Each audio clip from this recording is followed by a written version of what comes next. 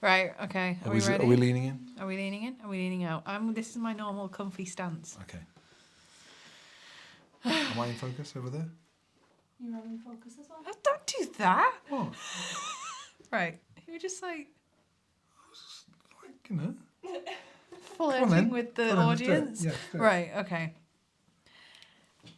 Hey there, creative minds and business enthusiasts. Welcome to Looks Like We Made It, the podcast where we dive deep into the dynamic world of video marketing, content creation, and all things creative.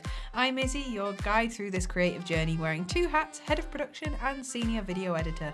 But I'm not in this alone. Meet the other half of our dynamic duo, my dad, Chris, our director and the creative genius behind Howell Media and Howell Training. Together, we're not just a podcast, we're a father-daughter team on a mission to bring you insights, tips, and laughs from the heart of the creative industry.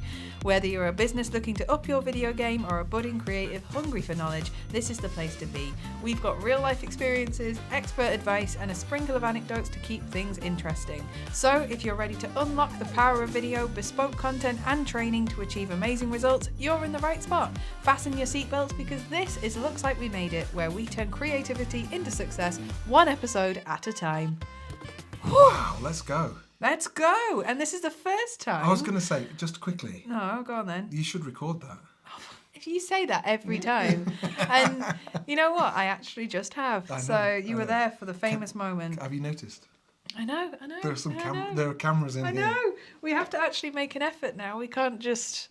It's like Be in our pyjamas. it's like we're a video production company that have Yeah. now started doing video production vodcasts. So, you know what I think's amazing? What do you think's amazing?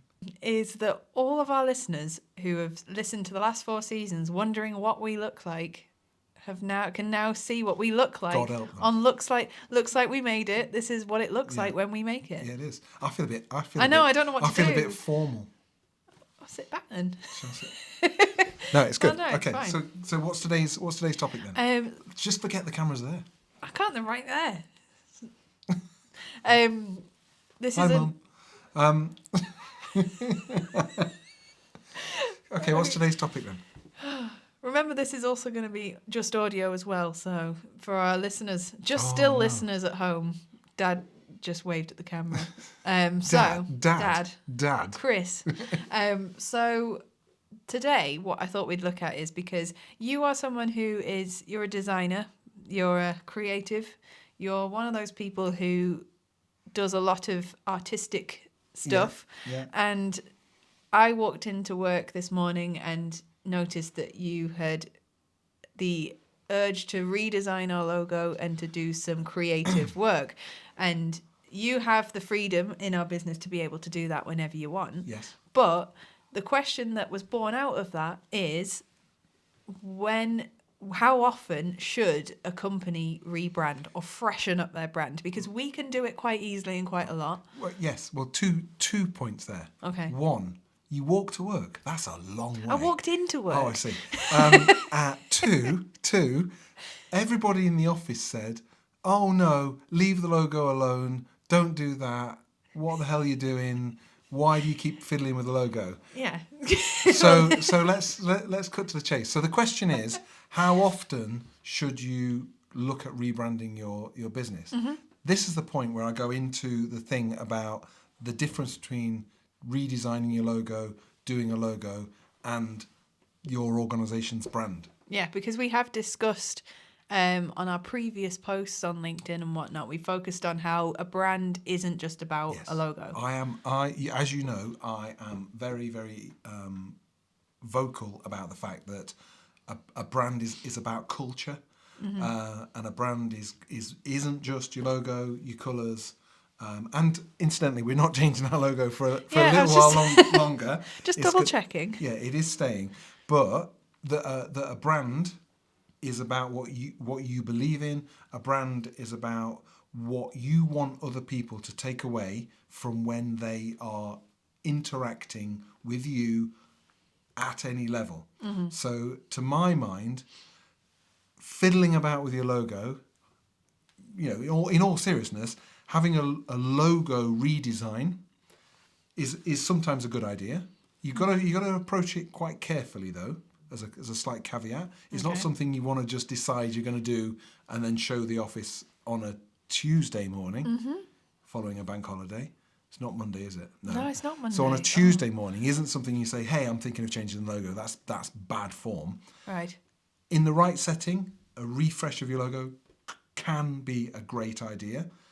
What is most important though is to figure out how that fits in to your wider business offering in terms of what you believe in, what you stand for, how you want the world to perceive you, and your logo and your imagery and all your kind of communication devices, they all fit somewhere in that bigger picture.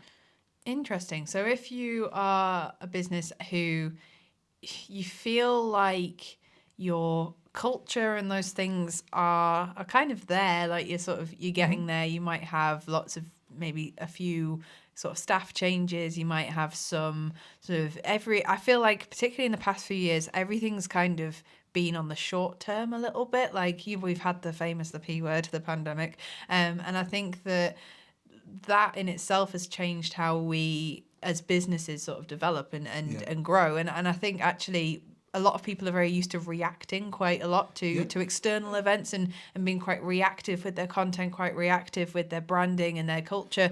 But what about when a company is really feeling like something's got to change and they can't quite put their finger on it, but they feel like they might have outgrown a certain identity, or they're feeling like almost a little bit stagnant? Like, what point do they change? It's about how you're perceived and how you want to be perceived. And I suppose there's a from a graphic design perspective, there's a real classic kind of 3-step approach to that, where most people who start off on their business journey probably make their own logo, and it will look pretty sad and tragic. Well, it does. I mean, that's why I'm a firm believer, as I've stated a lot on this podcast, is pay for people who are good at stuff. But anyway, park that for a second. So anyway, you'll have logo A. You'll have the kind of that represents me as a business, and then you'll have the second version of that, where you've gone to a designer or a designer associated to a local printer or whatever it might be, and somebody's looked at that and they've said, actually, we can make this look pretty, but typically as a startup, you probably haven't even identified what your cultural identity is. You probably haven't identified what you want to be, because you haven't got a grounding yet in the industry. And if you come into the industry that you've chosen to be in from that industry but working for somebody else, you kind of drag some of that legacy stuff with you. So that often businesses, really micro businesses, 1, 2, 3, 4 people in them, come from kind of a big corporate setting, and they start off bringing some of that kind of corporate stuff with them, which is great, but they then lose themselves, and that's what and particularly at that kind of, in a smaller business, and I probably class ours as a small business, is ultimately people are, it's a bit of a cliche, but people are buying people. So these steps start with your initial toe in the water, your kind of mid-range sort of, we're looking established now, we're looking professional. And then there's like a third stage where you know about your business, you know about your philosophy, and you know about where you want to be. And then the creative kind of comes along with that. And I think that it takes real skill to not only be able to share that brief to the designer or whoever you task with that project, but also to keep enough of yourself in it to then not become kind of like a sterile, cut out and keep, generic, everyone looks the same kind of business. So it's a bit of a tightrope, and I think that, like in my case, I'm a perpetual meddler. I'm a fiddler. I just like messing around with stuff. Sorry, that came out wrong. You know what I mean? I like. I'm a tinkerer. That's better. Edit that. Because somebody edit that. Anyway, I'm a tinkerer. Yeah. So in a sense, like... Well, yeah, you've got the skills to be yeah. able to make those changes whenever you want. But then just because you could doesn't necessarily mean you should. No, exactly. And somebody in the office said the first thing we should do is actually hire a designer that's not me if we were gonna change our logo. But we're not going to do that. But getting This isn't getting you back, making a case for it, by the way. Getting back to my point, right? And to stay on message here is my point. Yes, I know. My point is that it always should be holistic. It should all be everything complementing everything else. Yeah. And it's much bigger. It's greater than the sum of its parts. It's to cut this down from a massive, great long podcast to a 5-second sort of soundbite is okay. It's about you being greater than the sum of your parts and having something you can hang your hat on. Because I think that's the I noticed a hat rack in the corner, and that's I think what you were referring to. Ooh, that's a prop. Well, We can't see it. No, I was going to say, I'm not putting the hat rack in the shot. Take Yeah, all of come on. Right. Well, what I was saying was, see, what people will see when the podcast is actually a vodcast is how much we actually argue on camera as well. So what I was going to say is that we are kind of a unique case in our brand because we're both we stuck our name on the door, which is obviously quite a bold move, but it means we're kind of our transparency and reliability kind of shine through, and that gave us a good grabbing on point for our brand identity because we were us, like we're Howell's, it was Howell Media. It kind of complemented each other, that it was going to be the brand identity was essentially us, unlucky people out there. It was essentially us, and the message that we had around it surrounded that as our identity. And we've played with different things. We've had our avatars with our faces on, eyeliner, glasses. We've done all of that, but for those businesses that don't have that to grab onto, they don't have, their brand name isn't associated with something that's them in one way or another. How can they kind of build that identity, I suppose? It's about storytelling. Ultimately, it's about any organization or any business. It's about telling the right story to the right audience at the right time. And I think that it doesn't matter if you're shouting into the forest and no one's listening, then it doesn't matter. It doesn't matter what story you've got to tell. It doesn't matter what materials you've got. It doesn't matter what collateral you've got at your fingertips. It doesn't matter how good you are. Ultimately, if you've got no audience, then that'll do it. Then that'll do it. So in my experience and in my opinion, it's about telling the story. It's about knowing why you do what you do, what you believe in, and what is the key message here is, and this is something that a real mantra that, as you know, I'm quite vocal about in our business. It's about the benefit to the customer. In a sense, we bang on about our equipment and about this and about that and about what we, our skills and what we are as people. That's fine. That's part of the story. But ultimately, it's about the benefit to them. They spend money with us to make more money for themselves on the most basic kind of business transactional way. But ultimately, the key thing is that it's about them. And it's not necessarily about us. And I think as a philosophy, as an organisation or as a business, if that's something that you can build into your kind of your message, I personally think that works. I think that regardless of what you're selling, because we're all kind of selling something, it's about the end user's benefit, and the benefit doesn't necessarily have to be material gain. It can be well-being. It can be any number of things, but ultimately it has to be beneficial. And so your brand, your kind of like your message, it's kind of like sitting under an umbrella, that you should be, everything that goes under there should be protected by that umbrella.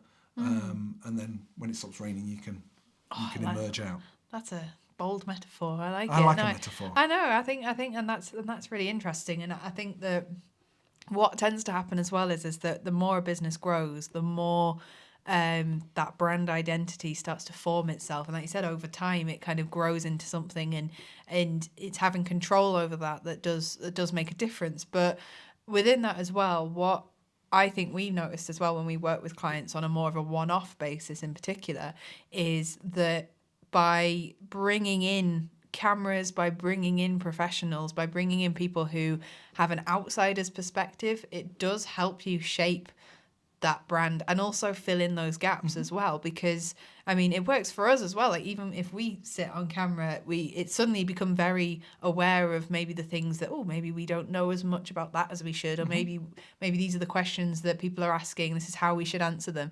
By having an outsider's opinion and an outsider's eye and an expert's eye on your brand and what you're trying to achieve, it effectively gives you the opportunity to see it from a different perspective. And I think when and I think we get this as long as other businesses is sometimes we get so focused in our own world, in the Howell world, that often it's quite nice to have someone from the outside looking in say, actually, this is interesting, or pursue this. Because like I said, we don't ever know if the father-daughter thing is actually something people want to hear about or not, because sometimes we think that'll be interesting, and sometimes we think that's not very interesting. Yeah, completely. But it depends on who the audience is and who's asking. So I think by engaging a professional and by talking to people and like us and having that conversation, is that brand itself will develop further. You're right, and that's you never know, do you? I mean, ultimately, what I do know is, on a more broad sense around marketing, is if you do nothing, you actually get nothing.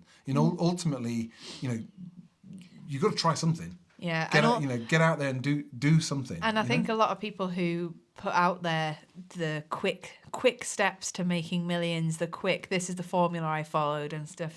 It's often every story and every process is different, and it could take years to develop a brand. It never happens overnight. It happens over time. No, and as a kind of a final line on this as well, is one of the, again, something I've experienced quite a lot with organisations is where they lose sight of their audience. So what you get is you get trapped in this kind of management spiral where say you present a creative and it's designed for their audience, and they go, I don't like that. I don't like blue, or I don't like that type style, or I don't like that imagery. And what you've got there is you've got people who aren't the actual audience deciding on what they like themselves. And as a kind of a creative professional, it takes real guts to then argue your client down and say, no, you're wrong. You've paid for my expertise, and now you're saying, you want to change this, or you want to do that, based on what you think is right. And I think that there's also some bravery around branding of particularly products that is to focus on who your target audience is. If your target audience are 12-year-olds, you've got a room full of 40 and 50-year-old executives deciding on whether that is right. Just go and ask a 12-year-old. You'll know straight away whether it's right or not. And I think I think that follows on from what you were saying, that ultimately go and find out. Just ask the questions and keep asking and keep trying stuff, because that's the other thing about. I know we've gone slightly off message here, but that's the other thing about kind of like learning about your own brand position. Is just try some things, and then you can measure what works. And do we? And I think that rounds it off quite nicely. I mean, did we answer the question? I don't know if we answered the question or not. I think we did. Well, the question was, how often should you look at rebranding? Yeah. And I would say, I'm going to give a really, really obscure, nonsensical answer, which is that you should do it constantly and really, really infrequently. So what I mean is...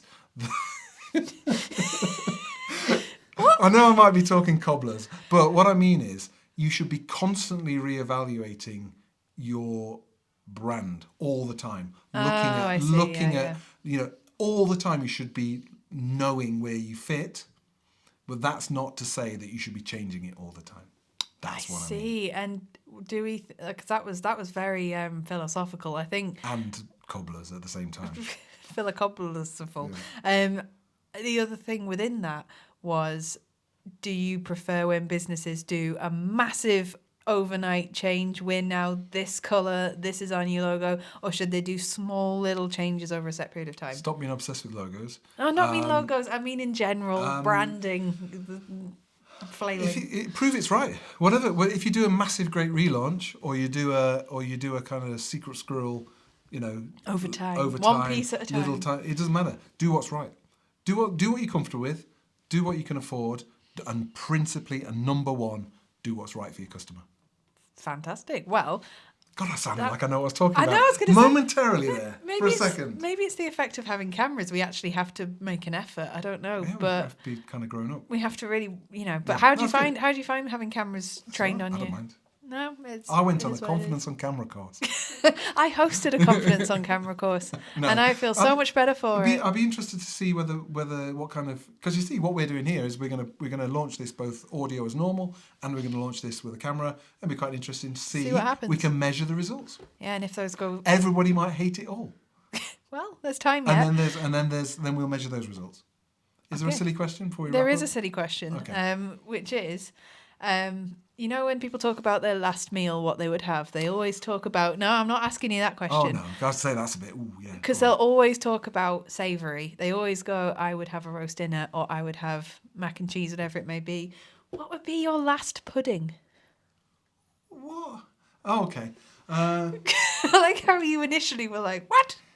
My last pudding. Yeah, if you were going to have the last dessert ever, Last dessert. not just desserts. I think I'd probably go for a really, really lovely set custard.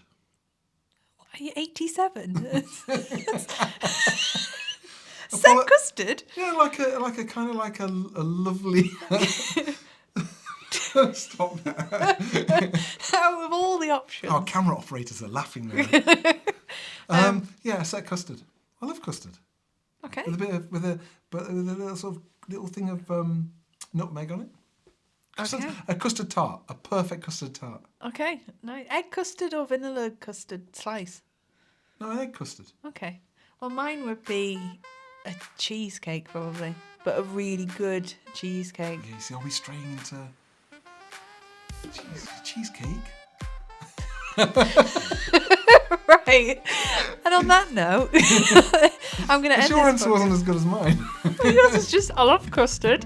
So I'm gonna say the Right. cheesecake, and you know what, like a Cheesecake. proper, really smooth, velvety, really nice cheesecake. I know, I'll go for that. I like that too. Big slice, a big whopper. Puddings need to be. You couldn't sound more like your mother at that point. No, pudding. I can't be doing with a crap pudding. You know, like, don't you just? They're not worth eating. So, Thank you. thank you for watching today, and Watching? watching and listening, using all the senses, and we will be back with you every other Tuesday because we are actually going to do it, aren't we, Dad? Yes, daughter. Okay. See you later.